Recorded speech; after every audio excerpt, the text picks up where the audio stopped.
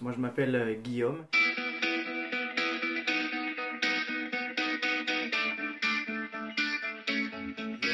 et je me décrirais comme artiste en un seul mot.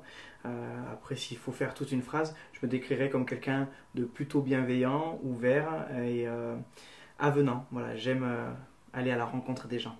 J'aimerais vraiment être l'amuseur de troupe, le troubadour. Effectivement, c'est quelque chose qui me parle assez parce que pour moi, il y a ce besoin d'animer. C'est un métier qui peut-être a été qualifié il n'y a pas si longtemps que ça de non essentiel pour la société, et qui a rapidement trouvé son sens lorsque on s'est tous retrouvés décloisonnés. C'est un métier qui fédère, qui unit, qui crée les rencontres et puis qui fait du bien. Euh, donc on ressort de chez le kiné à moitié guéri. Je pense qu'on ressort d'un concert dans le même état d'esprit. Donc j'aurais bien aimé être troubadour. Mon imagination est débordante. Je crois que je suis toujours en train d'imaginer, toujours en train de rêver, parce que c'est un petit peu le synonyme. Euh, Ça m'aide évidemment dans l'écriture de mes chansons, mais ça m'aide aussi dans mon quotidien pour affronter les petites difficultés de la vie. J'ai toujours espoir d'un lendemain meilleur. Et puis si le lendemain est comment dire, mieux qu'aujourd'hui et qu'aujourd'hui est déjà très beau, tant mieux. Hein, mais j'ai toujours une part de rêve très importante dans ma vie et donc d'imagination. Alors j'ai souvent imaginé la raison face à la passion. J'ai un peu les deux termes qui pour moi font écho l'un à l'autre et qui s'opposent hein, en même temps. Je suis plus du côté passion que du côté raison, ça c'est sûr. Je crois qu'on ne le choisit pas. Peut-être que ça se travaille, mais en tout cas moi je ne l'ai pas choisi. Je suis quelqu'un de passionné, quelqu'un d'entier, quitte à faire des erreurs et me tromper, mais je préfère essayer quoi qu'il en soit. Donc plus passion que raison. Je ne sais pas si j'ai de bonnes ou de mauvaises intuitions. Euh, J'essaie de ne pas les écouter. Bien entendu, j'y arrive pas. Sinon, ça se saurait, je vous donnerai la recette. Mes intuitions sont tout d'abord sur les relations humaines, c'est là-dessus qu'elles sont portées, puisque j'attache énormément d'importance à travers mes rencontres, en tout cas dans cette fluidité d'échange, de contact. Je sais si, de par mon intuition donc, si la relation va aboutir à quelque chose de plutôt positif, plutôt négatif. Pour autant, je vais devoir l'assumer. Dans certains cas, il n'y a pas d'autre choix que de collaborer. Donc il faut savoir aussi peut-être de temps en temps laisser un petit peu ces prémonitions et ces sensations-là de côté. Moi, puisque j'ai le sentiment de n'avoir accompli qu'une seule chose, de n'être performant que dans un seul domaine. Et c'est sincère, j'ai l'impression qu'au-delà du monde de la musique, je sais rien faire d'autre. Mais au moins c'est honnête. Je me verrais pas spécialement faire autre chose. Enfin, j'ai pas envie de faire spécialement autre chose. Parce que je pense que j'ai des compétences à ce niveau-là, sans me jeter des fleurs. Euh, donc je suis assez fier d'avoir acquis ces compétences-là. C'est une qualité qui à la fois peut être un défaut. J'aurais tendance à être gentil. Et suivant les situations, ça peut aussi parfois se retourner contre soi. Mais bon, je trouve quand même que c'est une qualité. En tous les cas, je le vis en tant que tel. Quand je dis gentil, il y a une forme de naïveté dans le terme gentil, forcément. Mais pour moi, c'est plus tout donner sans rien attendre en retour. Par contre, si ça devait se retourner contre moi, je trouverais ça vraiment injuste. Donc, à ce sens, la gentillesse a ses limites que je ne connais pas assez. L'écoute, c'est quelque chose qui m'a servi depuis mon plus jeune âge et jusqu'à aujourd'hui encore. Parce que je suis à l'écoute de la musique à travers mon travail, comme de la parole à travers eh bien, les rencontres et puis les échanges que j'ai sur le plan humain. C'est peut-être celui d'être entêté, parce que quand j'ai quelque chose en tête, j'ai du mal à me l'enlever. Voilà, j'aime vraiment aller jusqu'au bout des choses et peu importe les conséquences que ça pourrait avoir. Alors sur moi, vis-à-vis des autres, j'essaie de faire attention évidemment, mais en tous les cas, ça peut être considéré comme un défaut parce que je suis têtu, ouais. Ouais, ouais. Le sourire, ce qui me donne vraiment de la joie, c'est de voir les gens heureux. Ça, c'est vraiment quelque chose qui compte pour moi. Donc, ce qui me procure de la joie, voilà, c'est les sourires, voilà, c'est les gens contents. Forcément, au risque de répondre à cette question, comme beaucoup d'autres personnes, c'est plutôt la misère sociale. Ce qui me procure de la peine, c'est quand je marche dans la rue et que je vois des gens qui ont besoin d'aide, etc. On peut pas aider tout le monde. Et pourtant, j'aimerais bien. Ça procure un petit peu de peine, effectivement. Ouais, ouais, ouais. La solitude. J'ai vraiment peur de la solitude. C'est quelque chose qui me hante depuis mon plus jeune âge. Euh, parce que j'aime l'univers de la fête, j'aime l'ambiance, j'aime parler. Et même si on a besoin de solitude pour composer ou pour se retrouver avec soi-même, j'essaie quand même de limiter ces temps-là. Je trouve que la solitude me va bien, mais pas longtemps. Ouais, j'aime être entouré. Je ne sais pas vraiment exprimer ce que me provoque la solitude, puisque j'évite de me retrouver dans cette situation-là. Toujours est-il que je m'ennuie, je suis un petit peu hyperactif quand même malgré tout, j'ai toujours envie de bouger, toujours envie de faire quelque chose, et quand je suis tout seul, eh bien voilà, j'ai cette sensation d'ennui en tout cas, donc ça ne me correspond pas tout à fait. Effectivement, la solitude c'est quelque chose qui me pèse, quelque chose que je ne recherche absolument pas. On en a besoin par moments pour se retrouver avec soi-même, parce que c'est vrai que c'est important de faire le point. Mais ces moments-là, je les évite. Mais quand je compose mes propres chansons, on n'est pas forcément dans un cadre, euh, dans un chalet ou à la montagne ou sur le canapé du salon, calme, personne, je prends ma plume et j'écris. Souvent, quand j'écris une chanson, c'est parce que je suis entre deux scènes, ou parce que je suis sur la route, ou dans le train, où il y a toujours une action, quelque chose.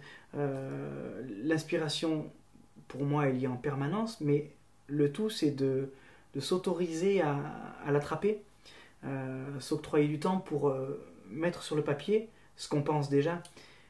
Donc même s'il y a beaucoup de chansons qui ont été écrites par le passé, je ne doute pas qu'il pourrait y en avoir beaucoup d'autres par la suite. Ce qu'il y a, c'est simplement s'autoriser, voilà, 7 minutes, et c'est pas forcément se poser et puis attendre que ça vienne. Au contraire, parfois c'est simplement juste prendre le stylo et puis même si on est sur une activité, voilà, poser 4 phrases.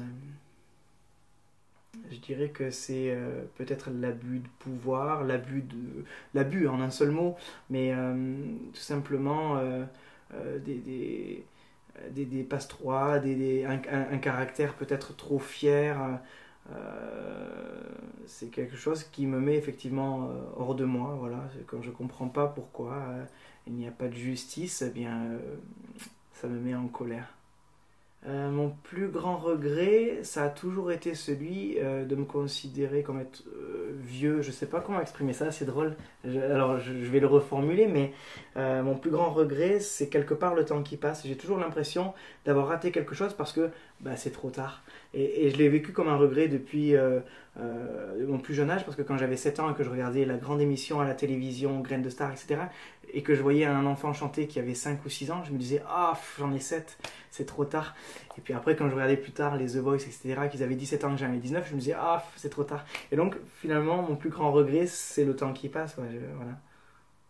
Sur le plan des forces physiques, je pense que j'ai l'avantage de pouvoir peu dormir que d'autres n'ont pas.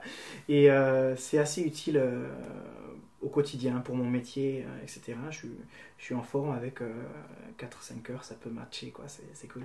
Par contre, sur le plan psychologique, ma force, c'est peut-être l'ambition. Alors, en adéquation avec la petite contrainte du côté têtu évoquée tout à l'heure, j'ai quand même une très très grande part d'ambition qui fait de moi un entrepreneur dans l'âme.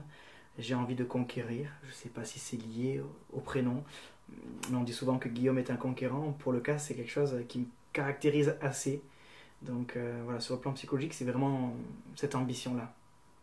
En réalité, il faut avoir un petit grain de folie, je pense, pour diriger une entreprise, puisque sans risque, on est certain d'une chose, c'est de ne pas atteindre les objectifs qu'on s'est fixés.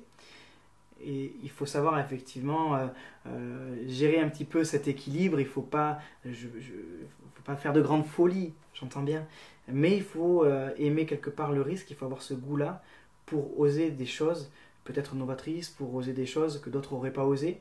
Et donc ça se passe bien aussi, ça reflète assez l'identité de mon entreprise finalement, de vouloir se réinventer sans cesse, de vouloir évoluer sans cesse.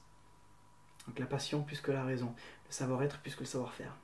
Je ne pense pas qu'on puisse être chef d'entreprise en minimisant les risques et en gérant à distance sans vouloir trop se mouiller. Je pense que n'importe quel chef d'entreprise, même fils de patron sur parfois plusieurs générations, doit sans cesse justifier sa place, son existence, son rôle, peut-être parfois plus même quand il y a une histoire de succession justement, en innovant, en proposant et en essayant. C'est une force de courage pour moi que de vouloir entreprendre et de vouloir essayer. La prise de risque ne doit pas faire peur, la prise de risque doit être moteur. Parce que tant qu'on n'a pas essayé, on ne sait pas. Et effectivement, si on se trompe, que ce soit pour un concours, un casting, dans n'importe quel domaine de compétences, quand on se trompe, eh bien, il y a forcément des répercussions qui ne sont pas toutes négatives.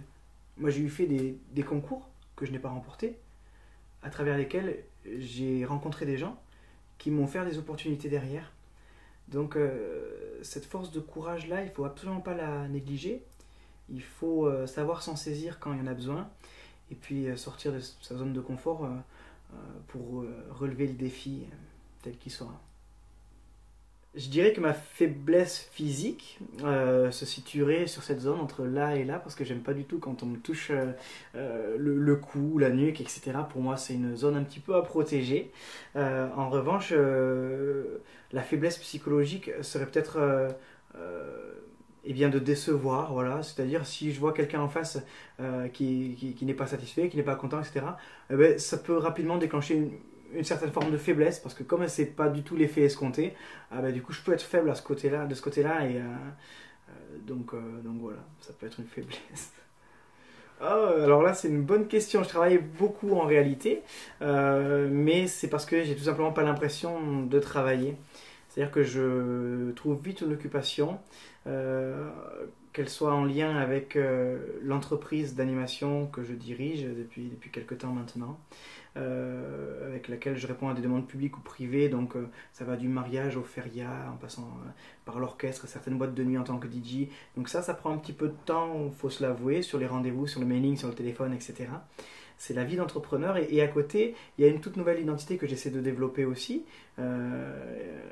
qui est celle du compositeur, auteur. Je renoue un petit peu avec la plume depuis quelques temps, et ça prend forcément un petit peu de temps aussi. Toujours est-il que ça reste pour moi quelque chose qui n'est pas du travail. C'est comme quand je suis sur le terrain d'une scène à une autre, j'ai absolument pas l'impression d'aller travailler, j'ai l'impression d'aller jouer, comme on dit tous dans le milieu. Et ça, c'est vrai que pour moi c'est quelque chose d'important, c'est un équilibre. Et puis vis-à-vis des enfants aussi, je trouve que c'est bien de partir de la maison en disant bon allez je vais jouer plutôt que d'aller je vais travailler. Ça donne espoir à une vie meilleure que celle de l'école si on n'est pas trop attaché à l'école, ou en tout cas une vie qu'on aime. Moi j'aime trop ma vie, donc je travaille énormément, mais en même temps j'ai jamais travaillé de ma vie non plus, donc je travaille pas du tout, mais je suis vite occupé. À part les repas de famille, de Noël, de n'importe quel repas, n'importe quel moment de famille, j'ai pas spécialement de passion autre que la musique, je fais pas spécialement de sport, de vélo ou de tir à l'arc. J'aime aller au cinéma, j'ai des activités comme tout le monde, on peut aller à la piscine, on peut faire plein de choses, mais j'ai pas spécialement quelque chose de récurrent, en tout cas qui me prend du temps de manière ponctuelle et régulière. Donc c'est quand même dur à dire, mais je passe du bon temps en famille, voilà. Les gens, je dis souvent que j'adore la musique et que ma passion c'est la musique, mais je crois surtout qu'avant d'aimer la musique, j'aime les gens. Évidemment la fête, l'ambiance, tout cet univers-là. Ça passe pour moi à travers la musique qui est un langage à part entière, c'est un vrai partage. Mais du coup, pour répondre simplement à cette question-là, je crois que ma passion, c'est les gens. la famille, pour moi, ça a beaucoup de valeur. C'est quelque chose qui prend une place très importante. C'est les fondations d'une construction. En fait, la famille, voilà, c'est au centre. Et après, au reste, s'ajoute tout un tas d'éléments. Mais la valeur principale, en tout cas, pour moi, hein, c'est ce rapport à la famille. Ouais. J'aimerais pouvoir dire que je ne suis pas du tout attaché au matériel. Pour autant, j'aime ma grosse voiture. Ouais, j'aurais du mal à faire sans, en fait. J'y suis pas spécialement attaché, mais on a tous des objets à la maison qui n'ont pas de grande valeur financière, qui ont une valeur sentimentale. En ce sens, est-ce que ça fait de nous des matérialistes ou des sentimentaux? Je sais pas. J'aurais plus de facilité à me séparer de ma voiture que de ce genre d'objet-là. Mais pour autant, j'aurais du mal à m'en séparer complètement. Je pense pas être capable d'aller vivre dans une cabane perchée en pleine forêt, par exemple. Donc j'attache quand même de l'importance au matériel malgré tout. Il faut le respecter, mais c'est bien de l'utiliser aussi, quoi. C'est là pour ça. Ce que j'apprécie le plus chez les autres, c'est l'acceptation, la compréhension, donc quelque part une forme de respect, c'est-à-dire qu'on a le droit de ne pas être d'accord avec une opinion, avec un style vestimentaire, avec plein de choses, on a le droit de ne pas être d'accord. Mais j'apprécie par contre quand les gens respectent la différence, une certaine forme d'intégration qu'ils pourraient avoir en eux. Et puis si en plus par-dessus tout il y a quoi qu'il en soit un petit sourire qui traîne, c'est toujours agréable. Un bonjour avec le sourire quand on rentre dans un café, c'est toujours mieux voilà, qu'un regard fuyant. Ça fait deux choses du coup. L'égocentrisme, j'aime vraiment pas beaucoup ceux qui sont trop fiers et qui le portent sur eux, qui le font savoir. Un ego vraiment surdimensionné. Ouais, j'aime pas ces personnes-là un peu grande gueule et trop assumées. Alors c'est bien pour eux, tant mieux. Mais j'ai du mal avec ce genre de personnalité.